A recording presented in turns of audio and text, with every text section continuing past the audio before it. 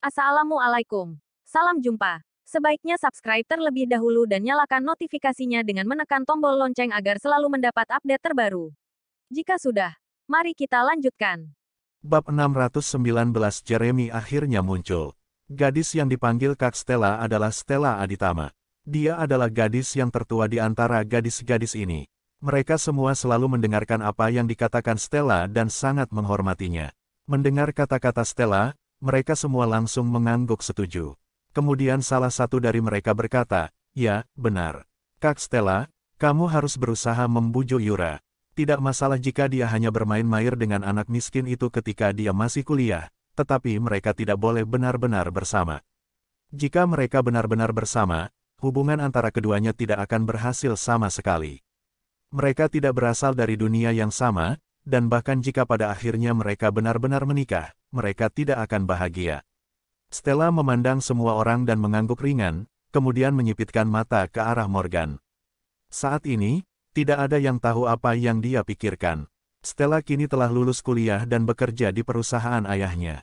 Saat kuliah, dia juga memiliki hubungan dengan seorang pria yang kondisi ekonomi keluarganya tidak terlalu baik. Stella bahkan rela bertengkar dengan keluarga untuk waktu yang lama hanya demi bisa tinggal bersama pria tersebut.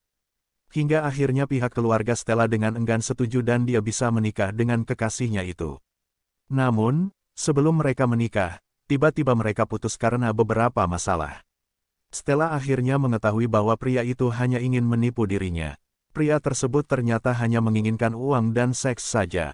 Dia selalu mencoba melakukan segala cara untuk bisa tidur dengan Stella, tetapi Stella bersikeras untuk menunggu sampai mereka menikah. Melihat desakan Stella, pria tersebut langsung memilih menyerah dan lari dengan gadis lain. Stella tentu saja ditertawakan oleh keluarga dan kerabatnya untuk waktu yang lama karena kejadian ini. Sejak saat itu, dia sangat membenci pria, dan berpikir bahwa semua pria seperti itu. Morgan sendiri tidak tahu bahwa dia telah menjadi sasaran orang lain. Saat ini dia masih asyik berbicara dan tertawa dengan Yura. Mereka makan dan mengobrol dengan sangat akrab seolah dunia milik mereka berdua. Sementara itu, di gerbang Silver Jade Hotel, sebuah kendaraan off-road Mercedes-Benz hitam diparkir di pintu masuk hotel, dan tak lama kemudian seorang pemuda tampan berjas hitam keluar dari mobil mewah tersebut. Pemuda itu lalu menoleh dan bertanya dengan antusias kepada teman di sampingnya, "Apa kamu yakin Yura akan datang hari ini?" "Jangan khawatir, Kak Jeremy. Aku sudah menelepon dan mendapat konfirmasi bahwa sekarang Yura ada di aula bersama teman-temannya, jadi tidak akan ada masalah." "Baiklah, ayo masuk." Pemuda itu kemudian mengangguk santai dan langsung masuk ke hotel. Meskipun ada banyak orang yang datang ke acara pelelangan hari ini, tetapi pada akhirnya, mereka dibagi menjadi dua kelompok. Yang berdiri di tengah aula adalah para pengusaha besar di kota Surabaya yang datang ke acara lelang untuk memperluas jaringan dan mencari peluang kerjasama. Kadang-kadang kesepakatan besar senilai puluhan atau bahkan ratusan miliar dapat diselesaikan dalam perjamuan seperti itu. Di tepi aula berdiri sekelompok besar anak muda, yang sebagian besar datang ke pelelangan bersama orang tua mereka, hanya untuk melihat dunia di mana para orang-orang kaya dan hebat berkumpul. Di kalangan anak muda, Yura dan Viola, dua gadis yang sangat cantik, tentu akan mendapat banyak perhatian. Jumlah pria yang mengejar cinta dari begitu banyak gadis yang hadir mungkin tidak sebanyak pria yang mengejar cinta dari Yura dan Viola. Jadi ketika anak-anak muda itu melihat Yura dan Viola mengelilingi Morgan, mereka semua menunjukkan ekspresi bingung, karena mereka benar-benar tidak bisa memahami kemampuan apa yang dimiliki Morgan untuk membuat dua gadis cantik mengelilinginya secara bersamaan. Siapa anak laki-laki itu? Entahlah, aku belum pernah melihatnya. Dia pasti bukan orang asli Surabaya. Ya, dia pasti bukan asli dari Surabaya. Kalau dia asli dari Surabaya pasti kita sudah mengenalnya. Tapi menurutku anak ini sepertinya sangat dekat dengan Yura. Apa dia pacar Yura? Orang-orang pun kemudian mulai membicarakan Morgan dan Yura lagi. Namun, saat ini, beberapa orang mengenali Morgan, karena Morgan adalah mahasiswa dari Universitas Surabaya. Bagaimanapun banyak juga mahasiswa Universitas Surabaya yang datang ke acara lelang hari ini. Salah satu anak laki-laki berkata dengan suara rendah, anak itu adalah mahasiswa di Universitas Surabaya. Aku mendengar bahwa kondisinya sangat miskin. Pemuda di sekitar anak itu dengan cepat membalas, "Kakak jangan bercanda. Kalau kondisinya sangat miskin, bagaimana mungkin Yura bisa bersama dia? Pada saat yang sama, seorang pemuda berkacamata berkata dengan nada iri, aku tidak tahu kenapa Yura bisa menyukai dan bersamanya, tapi di pesta penyambutan mahasiswa baru kami tempo hari, Yura bahkan memeluknya di depan semua orang. Apakah yang kalian berdua katakan itu benar atau hanya gosip? Kalian tidak bercanda, kan? Tentu saja apa yang aku katakan itu benar. Bagaimana aku bisa membuat candaan seperti itu?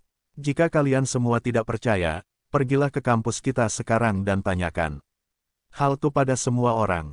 Siapapun yang menghadiri pesta penyambutan mahasiswa baru tahu tentang hal ini. Ya Tuhan, Yura tidak mungkin gila, kan? Bagaimana mungkin? Ini mustahil. Ya, benar. Bagaimana Yura bisa menyukai orang seperti itu? Meskipun anak itu terlihat lumayan dari tampangnya, tetapi dia tidak terlihat seperti orang kaya. Pakaian yang dia kenakan juga sangat biasa. Tak disangka, Dewi kita, Yura, direnggut oleh anak ini.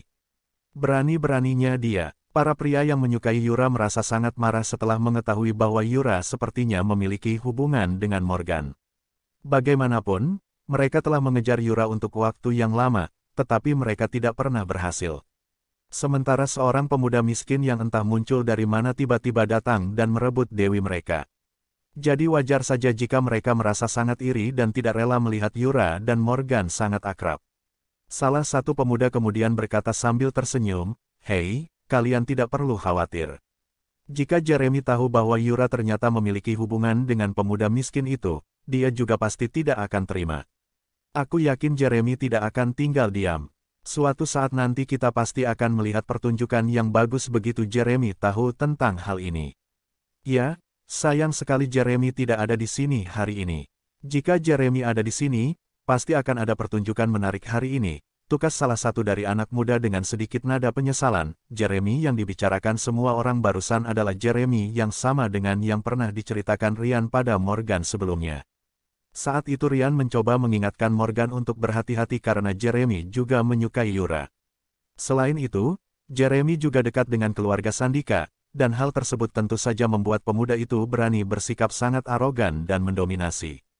Dia mengandalkan hubungannya dengan keluarga Sandika untuk menekan dan mengancam orang lain, sehingga nyaris tidak ada yang berani melawannya. Berdasarkan cerita yang beredar, Jeremy pernah mematahkan kaki anak laki-laki yang sering mengganggu Yura, dan sejak saat itu anak laki-laki tersebut tidak pernah muncul lagi. Bahkan ada yang mengatakan bahwa Jeremy telah membunuh anak laki-laki tersebut. Setelah berita tersebut menyebar di kalangan anak-anak muda, meskipun ada banyak pemuda yang diam-diam menyukai Yura, mereka tidak memiliki keberanian untuk bersaing dengan Jeremy. Mereka semua tahu apa konsekuensi yang akan mereka hadapi jika mereka menyinggung Jeremy. Jadi meskipun mereka menyukai Yura, tetapi mereka lebih menyayangi nyawa mereka dan tidak ingin mati sia-sia hanya karena memperebutkan gadis yang bahkan belum tentu menyukai mereka.